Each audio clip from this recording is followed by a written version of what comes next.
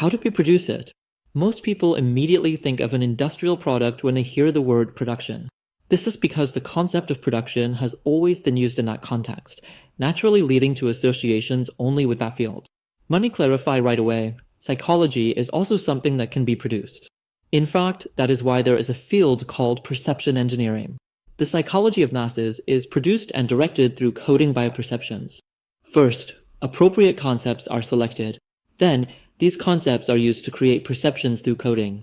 For instance, if you constantly say Islamic terrorism, even if the word terrorism is later omitted and only Islam remains, the brain will begin to generalize the emotional response triggered by the concept of terrorism to the word Islam.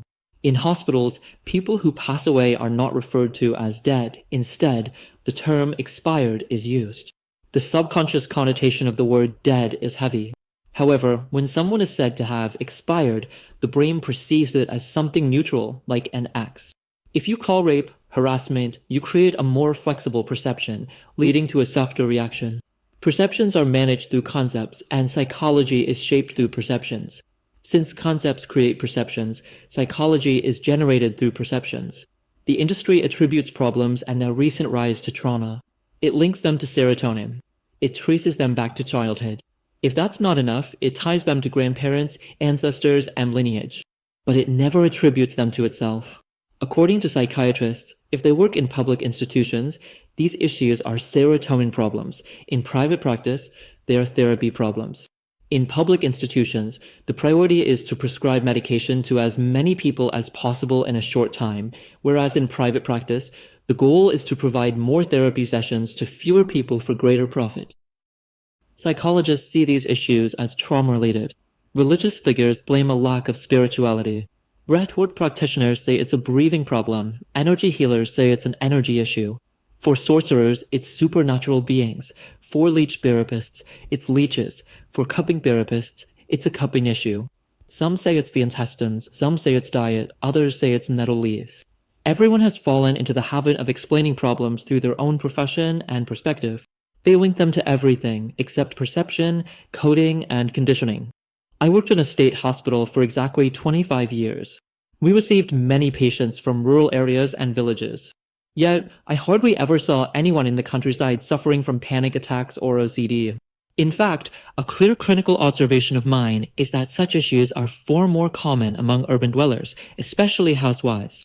Do people in villages never experience trauma in their past? Or does their serotonin level never drop? Almost everyone agrees that the so-called psychological issues have multiplied in the past 20 years. But what happened in the last 20 years that made these problems so widespread? Was there no trauma before? Did serotonin levels never drop in the past? What could be more traumatic than the years of the War of Independence? Did psychological disorders explode in the 1940s and 1950s?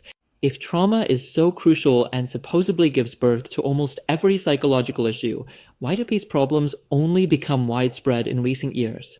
The increase in these issues must be linked to a cause that did not exist before, but has become stronger in recent years. And that cause exists, it is the industry itself. For debt psychology, there are now people linking every disease, from eczema to cancer to trauma. And within the medical community, you rarely see effective objections to these people. Did cancer and eczema suddenly surge after the War of Independence?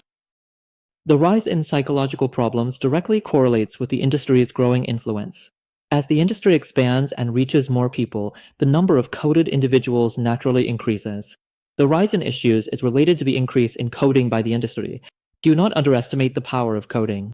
Even computers function through coding to produce data, information, results, and services. Humans produce psychology in the direction they are coded. If you code a behavior as simple, it generates guilt in people.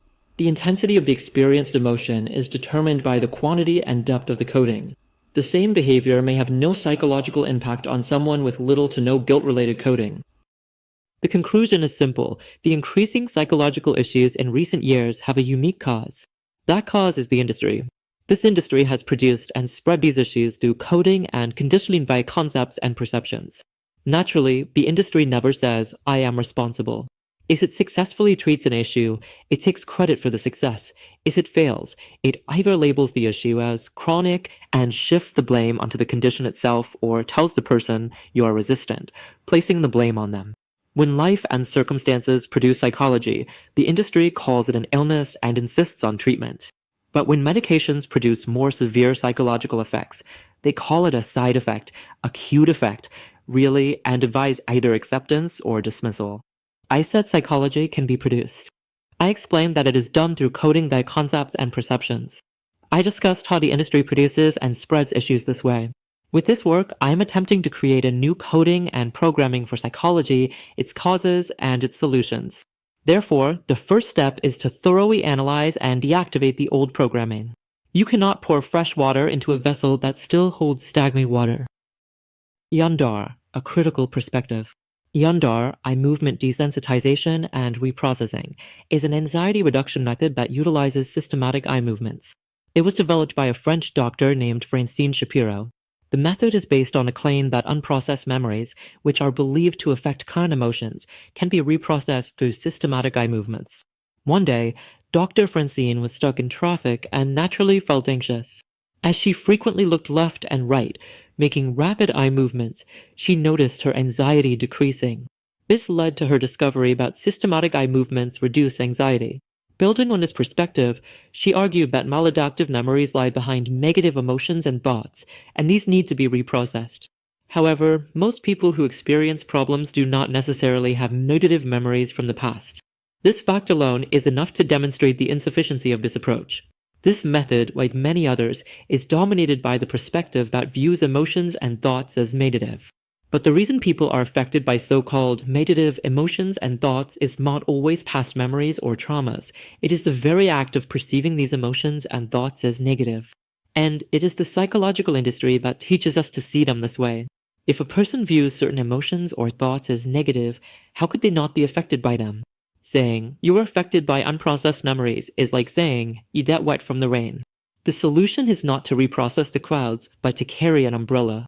The industry, however, makes people fight with the crowds, making them even more sensitive and dependent on the weather. A few counterpoints to Dr. Francine. Dear Dr. Francine, anxiety has not been reduced for the first time in history through this method. There are Turkish baths in France. Go and let Uncle Abizer from a diamond give you a proper scrubbing and see how your anxiety fades. Feeling anxious in traffic is normal. Anxiety prepares you, keeps you alert.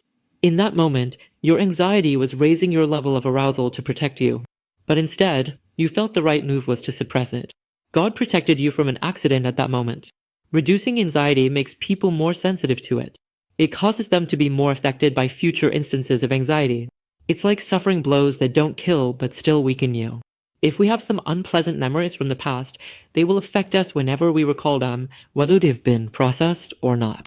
Saying, "Let there be memories, but let them not affect me," is like saying, "Let me look at the sun, but may my eyes not be dazzled." This is not a realistic approach. The solution is not to fight past memories, but to accept their natural human impact and not struggle against them. This way, by continuously being exposed to their natural consequences, we can desensitize over time.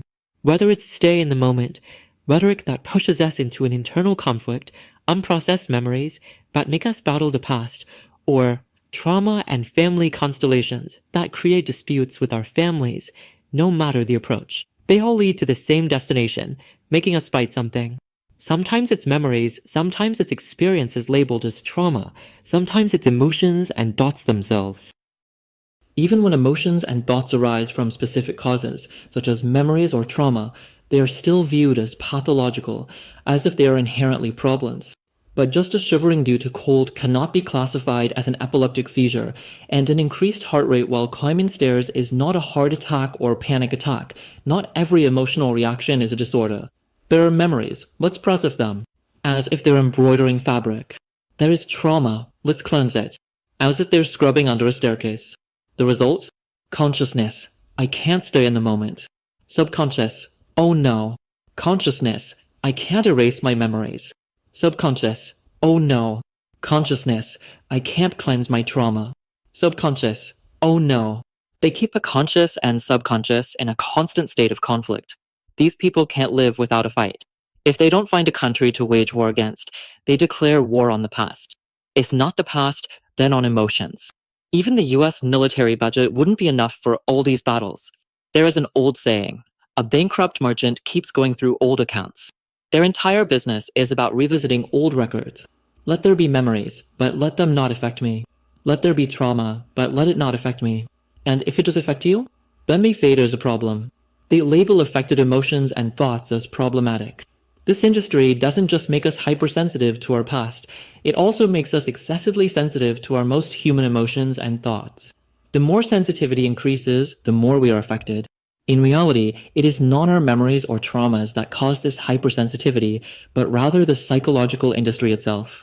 By constantly criminalizing memories and so-called traumas, by relentlessly medicalizing emotions and thoughts as pathological, they have spent decades programming minds with these toxic teachings.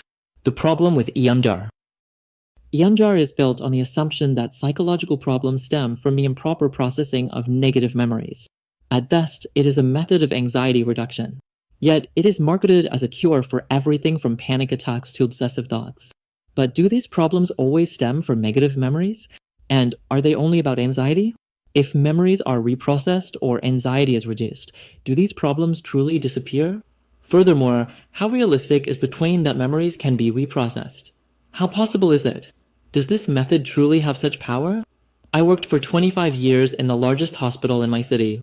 Not once did I see a single case that was genuinely healed by EMDR. I'm not saying this as a rhetorical exaggeration. I literally never saw even one. If it worked, wouldn't I have seen it? Wouldn't someone at least say, "Professor, I was cured with EMDR, so I brought my brother to you"? This is not to say that people should never try EMDR, but if they do, they should do so with full awareness of these facts. As for EFT, it's not even worth writing 2 lines about. Simply put, EFT is an electronic funds transfer system. That's all it is. For years, I've been asking patients, what did they do to you under the name of EMDR and EFT? And based on what I've heard, I feel embarrassed on behalf of this industry.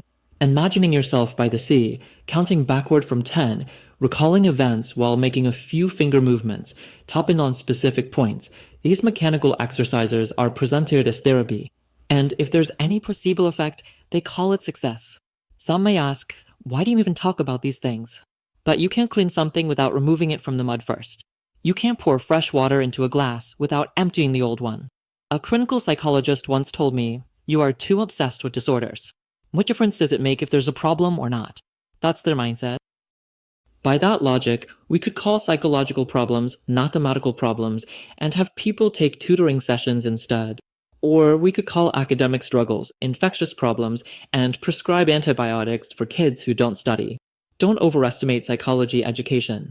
I received the most comprehensive one possible. In university, only professors were highly qualified. Yet, I set all of that aside and developed my own understanding. As my daughter once said, "Dad, it's amazing how you solve people's problems by just talking about peppers and eggplants. If the path is right, you'll reach your destination, even if you crawl. If the path is wrong, you won't arrive, even if you sprint. In fact, you might end up even farther from where you wanted to go." And that brings us to the end of part 15. As we've seen, many psychological methods often lead us into new conflicts rather than real solutions. But the key is not to fight against our issues, it's to understand them from the right perspective and learn to coexist with them. True healing begins when we free our minds from these endless cycles. See you in the next episode. Take care.